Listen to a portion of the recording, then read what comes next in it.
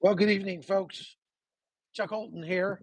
I'm in Jerusalem, and I'm with Tim Miller, former Secret Service agent, Lieutenant Colonel in the Marine Corps, and a security expert.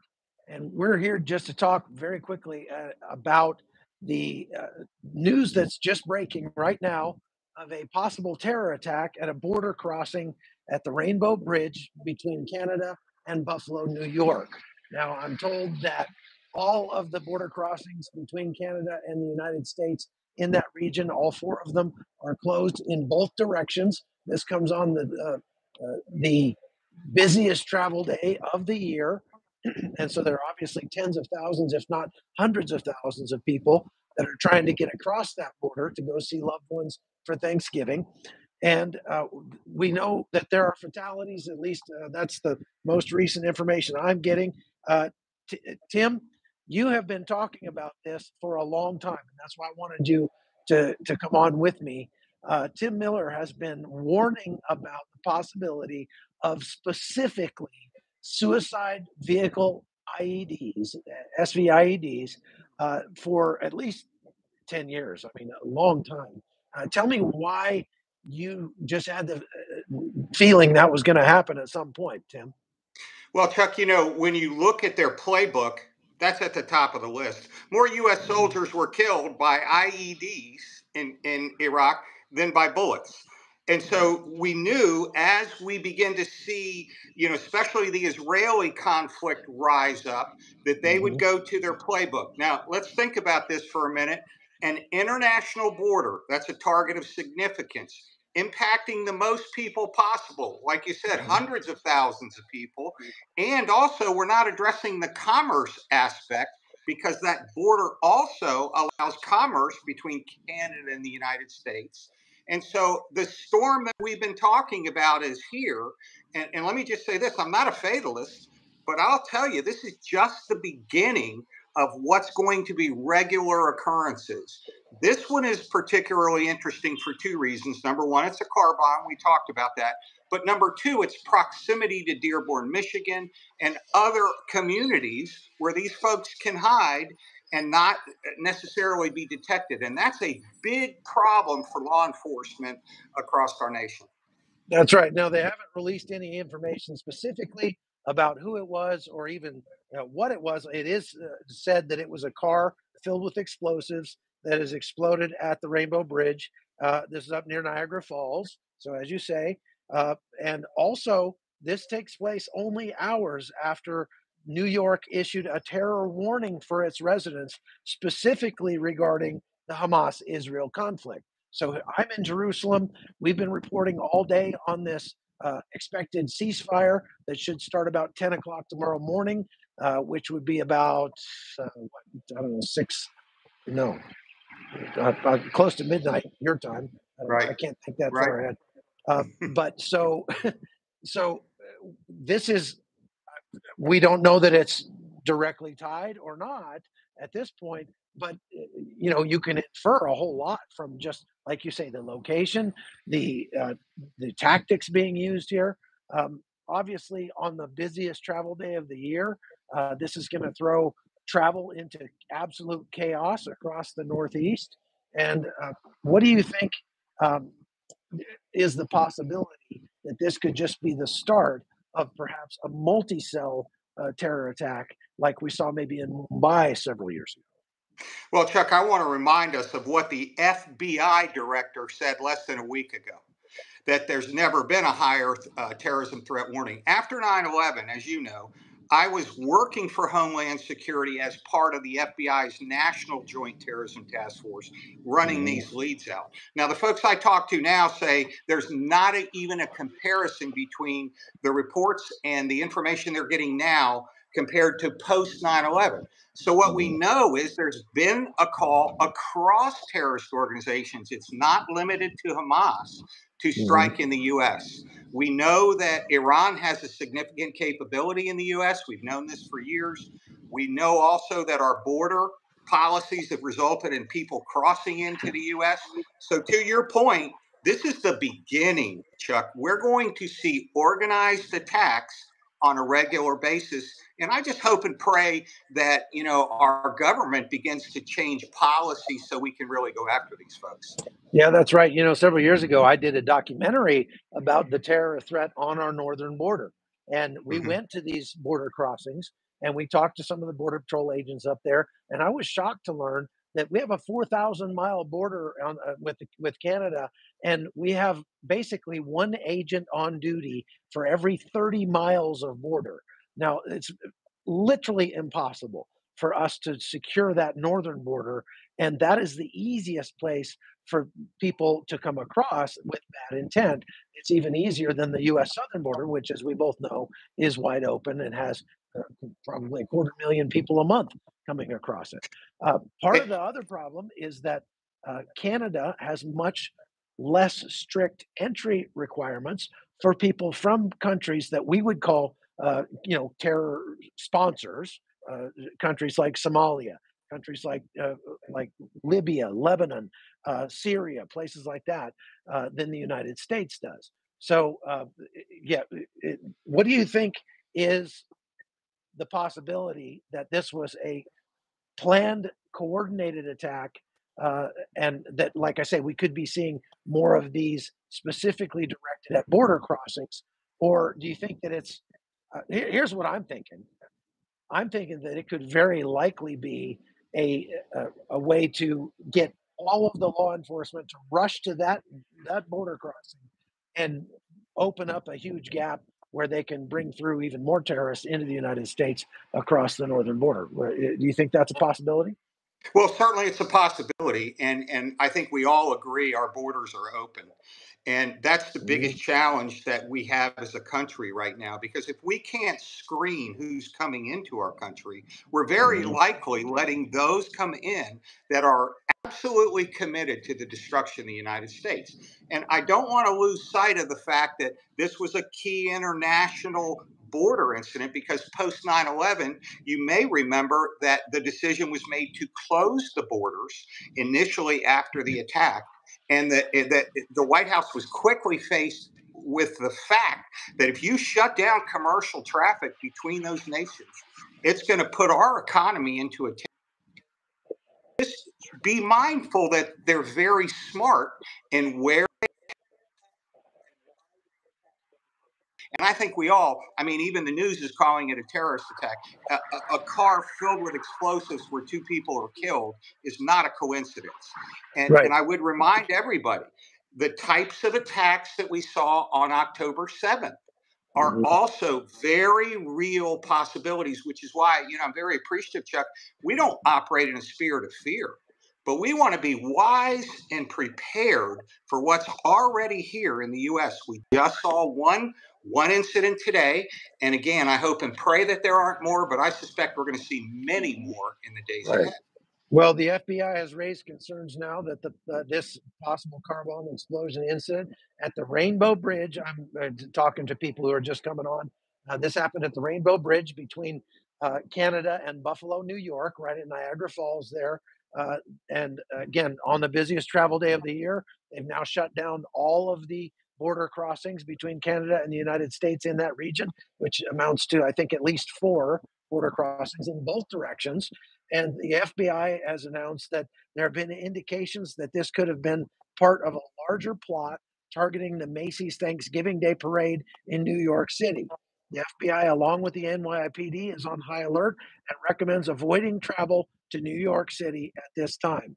Authorities are currently searching for a second vehicle linked to this situation. Please consider staying away from New York City for your safety. This is an urgent security concern raised by the Federal Bureau of Investigation. That's some new news right there. What do you think? What do you Yeah. have to say about that? Well, Chuck, as you know, I sat as part of the Secretary's staff. We evaluated that information post 9/11.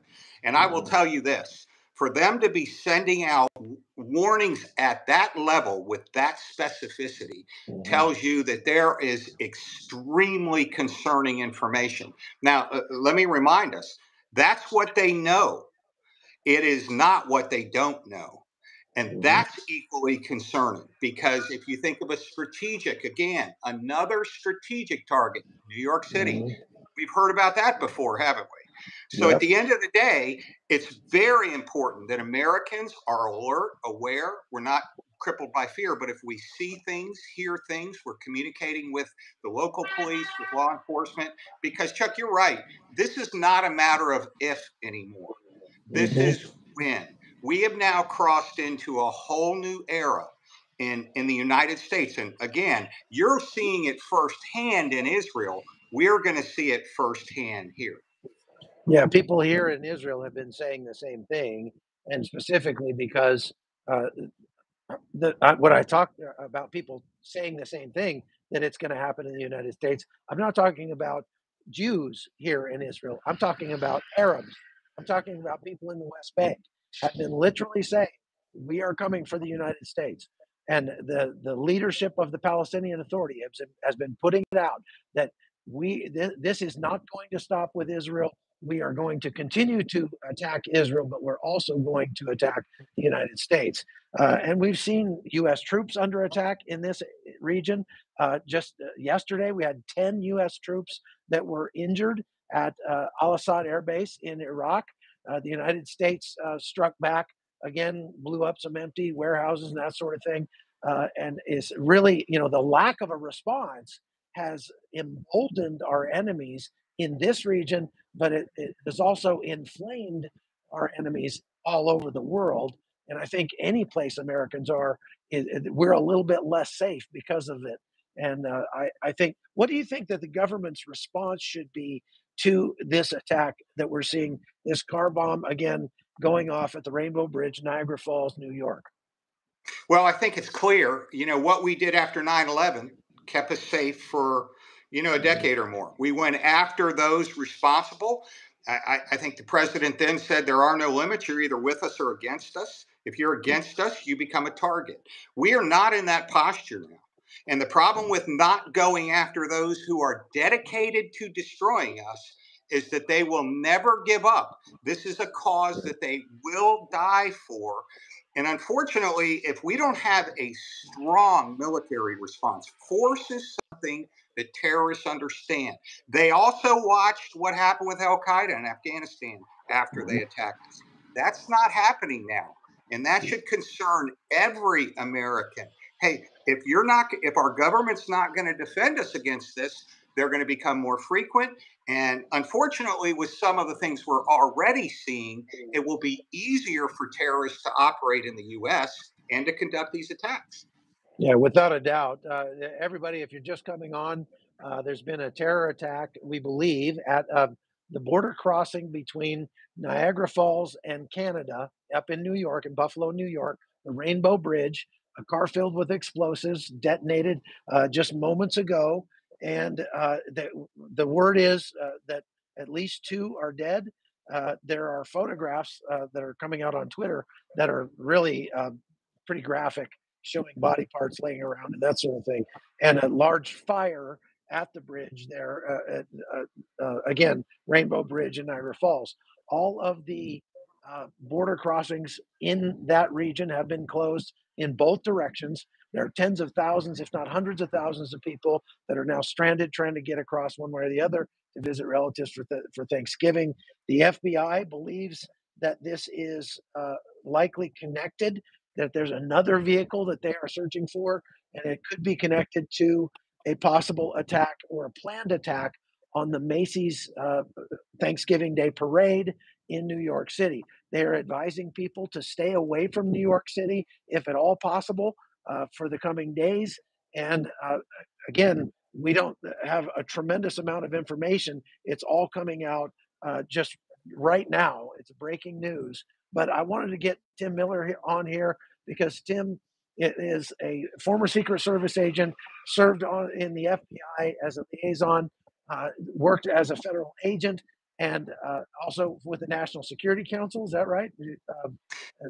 I work with the National Counterterrorism Center. Mm-hmm. Okay, National Counterterrorism Center, and now is the host of the Real Security podcast, which you changed the name of it. What's it called now? It's Lionheart Security Strategies. We're trying to help Lion, people get prepared for stuff like this that's right, at Lionheart Security YouTube. Strategies. So what he's Yep, doing is he's taking actual footage of surveillance cameras of actual attacks where people are forced to defend themselves and breaking them down frame by frame and explaining what's happening, explaining the pre-attack indicators, explaining what you can do to keep yourself safer in an attack like that, or to keep from being attacked, to get inside the that OODA loop of the terrorists and keep you and your family safer. So I highly recommend you go over, just do a search for Lionheart Security Strategies or the Real Security Podcast here on YouTube and go subscribe to his channel. You can learn so much about how to stay safe in a world that we're looking at now by going and looking at that and subscribing to his podcast. So I really recommend that you do that. I watch all of his stuff and share it everywhere because I travel to 25 hot zones a year and I hear Tim's voice echo in my head all the time. And so he definitely keeps me safe. I highly recommend you go do it. Again, Tim, that's the um, Lionheart Security Strategies, right? Is that right? that's correct. Yes, and let me just say this, Chuck. Thank you for your truthful and accurate reporting right now. It's so Mhm. important that Americans understand what's really happening on the ground in Israel, especially in relation to Hamas, because there's a lot of disinformation That's about right. Hamas and in this country. And let me tell you something. If we don't all together as Americans agree that terrorists are fundamentally evil and have one goal in mind, and that's to destroy America, then we're going to be divided. That's going to cause all kinds of problems. And I know your listeners, agree with me. The first thing we do is pray because we Yeah. need right now in these times, we need the wisdom of God, but we also need to be prepared and ready, not fearful, prepared and ready to live in these times. So I really appreciate your reporting, bringing truth, and I stand with you. Well, I think it's a great privilege to get a chance to see history in the making and to be alive during times like this. Right, I personally, I'm a soldier, and I don't. A soldier doesn't want to serve in peacetime. Soldiers were bred for one thing and one thing only, and right, that's for war. And we are here to stand in the gap, and we're right. here on CBN to stand in the gap spiritually and to bring the news to the people out there from a Christian perspective. And so I appreciate you and your faith as well in that. I've been here reporting on this hostage deal that is going to see the release of about 50 hostages that are Israelis and maybe some others of other nationalities as well, as early as 10 a.m. tomorrow morning, Israel time.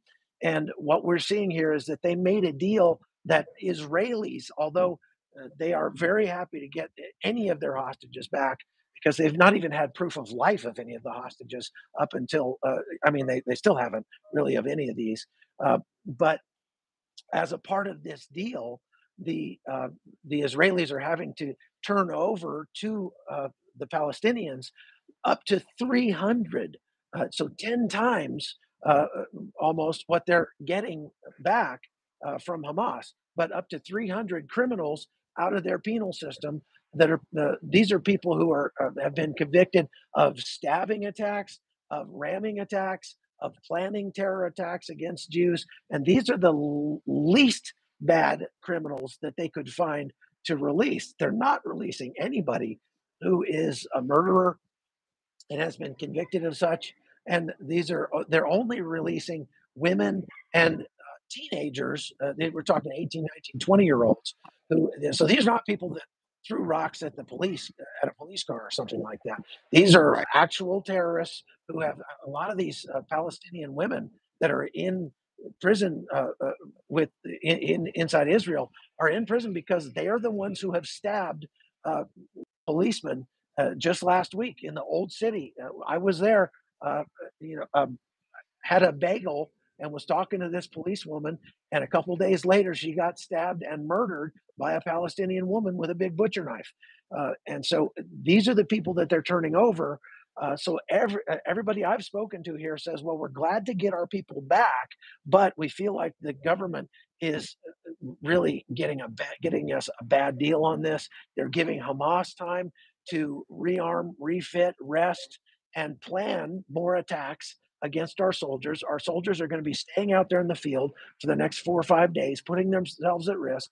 And Israel has even had to agree to stop surveilling Gaza for 6 hours a day. Can you imagine having your troops in the field and agreeing not to use aerial surveillance over your troops to protect them for 6 hours a day? So that kind of now Amir Sarfati, I can't hardly pronounce his last Yeah, name. A lot of our viewers watch Amir. Amir has come out and said this is a cowardly move on the part of the government. This is going to play right into Hamas' hands. And you said it right, Tim. Terrorists only understand strength. When that's people right. only speak the language of violence, then violence is the language you must speak to them in. And if you show grace as a nation, it's different than you or me showing grace to a person to person. But if a nation's leadership attempts to show grace to a terror organization, they will uh, interpret that as weakness, and they will That's right. say they're winning, and that just emboldens them to do more and more attacks. So I say that uh, what we're seeing in New York with this attack, uh, it, there's got to be a very strong response coming out of the Biden administration.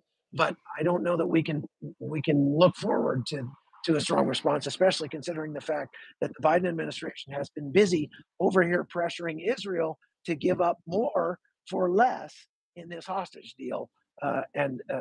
That is a real shame to the people that I'm talking to here in Israel. But if anything, these people know what it's like to live in a world where your bus, the next bus you get on, could blow up at any moment.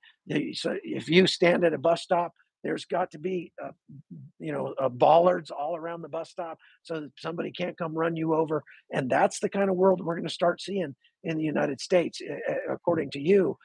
What kind of measures would you say that we would start having to implement in the U.S. if the terror attacks like this start to become, more common?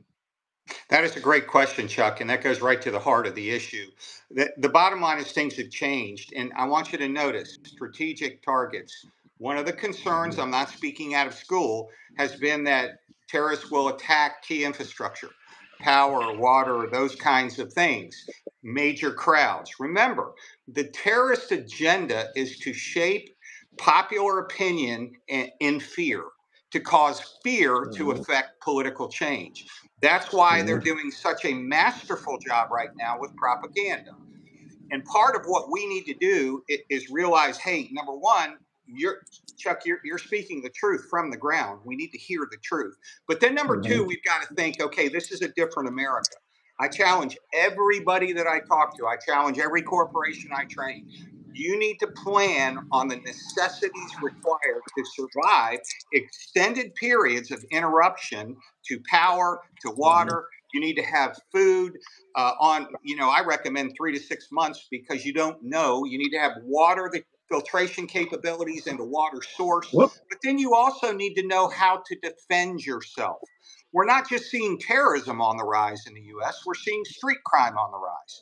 So again, it's not a spirit of fear. It's that wisdom and preparation can not only save your life, it can save your family's life and other innocent people. And I believe if anybody should be willing to sacrifice, it should be believers. And Chuck, just to your point, when you served with 75th Rangers, you were going into combat knowing that the government had your back. When I served in the Marine Corps for 25 years in the reserves, I knew the government had our back. Right now, we have Americans under attack, being wounded, and we're doing limited strikes. Well, that's a problem because that tells our enemy, you can smack us and it's okay. We've got a divided population. We're not going to respond. That's a problem for any nation that's government does not protect its citizens. This is going to be a mhm. big problem in the days ahead. That's right. Just for those of you coming on, the FBI is probing a vehicle explosion attack at the US Canada Bridge near Niagara Falls. At least two people are dead. One U.S. Border Patrol officer is also injured, and all four Western New York international border crossings have been closed due to the incident. They are also probing or looking for a second vehicle that they believe is involved in the attack, and they are warning people to stay away from New York City over the weekend. They believe that this is part of a larger planned attack on the Macy's Thanksgiving Day Parade in downtown New York City that has taken place for decades, ever since I was a kid. That's And right. what a crying shame that our country has come to this. And again, as you just mentioned, if we have a weak response to attacks against our troops over here, we're doing nothing but emboldening those attacks, more attacks against U.S. citizens around the world, even in the United States. So the U.S. base at Ali Al Salem was, I'm sorry, Al Assad Air Base in Iraq, in central Iraq, was attacked again yesterday. 10 U.S. troops were wounded in that attack. You may not have heard about that on the mainstream media. And the United States struck a warehouse or something that they say belonged to the Iranian Revolutionary Guard Corps. But the IRGC is actually performing unscheduled military drills along the border with Iraq right now. And this is something that it shows. I mean, they've got, most people don't know this, but Iran has a larger active duty military than the United States does. We have about 480,000 troops. They have about 520,000 troops under arms. Now, there's no comparison because their troops are poorly equipped, poorly led, poorly trained, poorly motivated, poorly paid. But and our troops are not. But at the same time, we don't. We've got about 45,000 troops across the entirety of the Middle East. And if Iran decided to attack U.S. bases, let's say in Iraq or something like that, there would be very little to hold them back. And I believe that's one of the reasons why the United States has got two aircraft carrier groups right offshore here, off of Tel Aviv. And you know, this it just it shows that all of this is related. That's right. And I'm sure you'd agree, Tim, that all of this Yeah. is related. That whatever is It, happening here in Israel is affecting people in the United States without a doubt. well, and I think the information war again. If Mhm, Americans aren't willing to understand what we're facing, many mhm, marching. I've seen interviews where, hey, you support the Palestinian cause, and then you go down the list, and okay, so you support the annihilation of Jews, and everybody that's polled says, oh, wait a minute, we don't understand that. It is time for mhm. Americans to understand the threat that's facing us, because if we don't understand it, we won't stand against it. And I think we're in a season now where we need every American, everybody unified against evil. Because not Wow. just October 7th, Chuck, you were in Syria, you saw what ISIS did. These are Mhm. coordinated evil groups that are now working in unity against the United States, and they're trying to divide and destroy us. So it's not just Israel who's at stake anymore. I think the United Right. States as a nation is under great threat. That's right. Well, lastly but not least, I want to just say that as Christians, we are not given a spirit of fear, but of power, of love, and of a sound mind. And those things, that is the formula, if you ask me, for living without fear. Because That's knowledge right. is power, and that's why I brought you on here, Tim. Because you are the expert. You're a security expert. Worked with the National Security Council. Worked with the Joint Terrorism Task Force. Worked with the FBI, and so the information that you provide on your podcast and elsewhere as a consultant is invaluable for times like this. And that knowledge that we can gain from listening to you and learning from you is power, and that power helps us drive out fear. Love, when we focus on loving our fellow man, loving the people around us, and loving the people that we are responsible for, by being prepared so that we can care for them, and we can take care of them, and we can give them a safe place to live their lives, is a very, very powerful force that helps to drive out fear. It's the love of the man on your left and your right that keeps the soldier in the battle, and not love of country or duty or That's right. anything like that. It's the guy on your left and your right. And the last thing is that sound mind. We want to be disciplined. We want to not allow ourselves to fall into fear, but we want to just be informed and understand more and more about God and believe that He is orchestrating all of this, and He can even make this for our work for our good. And that's just how powerful He is. So, Tim, I'd like to ask you, if you don't mind. I know that you agree with me there, but you got what? Yeah. I'll give you the last word. So I just want to say real quick, the enemy loves to divide us, even amongst believers, make it a political issue, make it a party issue. This is neither. This is an evil good issue. And I believe Right. every believer in the U.S. is in an Esther moment. You're alive for such a time as this. How are you going to steward? What are you going to stand for? And again, at the end of the day, with what's going on, and evil has been prophesied is going to become more evil, and we know the end of the story. And that's what I like to encourage believers. Do not let fear cripple you. Allow wisdom and preparation to lead you, all the while knowing the end of the story. And right now we're in the storm, but there's going to come a day where the storm calms. And so I just really appreciate you, Chuck, your friendship, your relationship, your reporting. And I think I would just challenge every believer on this channel. We need to pray more than we've ever prayed. We need to Yep. prepare more than we've ever prepared. And we need to unite more. The enemy is not us just because we think a little differently. We shouldn't be unfriending people on Facebook because they think differently. We need to be Right. unified as Americans, because if we continue to be divided, the scripture's clear: a house divided against itself cannot stand. Right. Okay. Well, I just want to, again, for the people that are just coming on, let you know there has been a car bomb that went off on the United States side of the U.S. Canadian border at the Rainbow Bridge near Niagara Falls. All four crossings in the region are closed both directions. So if you're waiting in line to get across the border from Canada to New York or vice versa, turn around and go back home, because you're not getting across today. The FBI is searching for a second, possibly connected vehicle, and believe that this might be part of a larger planned attack, which would include an attack on the Thanksgiving Day Parade, Macy's Thanksgiving Day Parade in New York City. The FBI is advising people, if you can, to stay away from New York City this weekend, to stay out of the city. And they are investigating. That's about all we know right now. But the most we can do is to pray, like you said, Tim. So let me just ask you, if you wouldn't mind closing us out with a word of prayer for our country. I would. Father, thank you that you declared in your word that you are a very present help in times of trouble. And so, Lord, our hope is not in anything we do. Our hope is in you. And Father, I pray for every person that's listening right now that may have a spirit of fear because they're hearing all these things, that you would remind them that you are the Prince of Peace. There's none like you.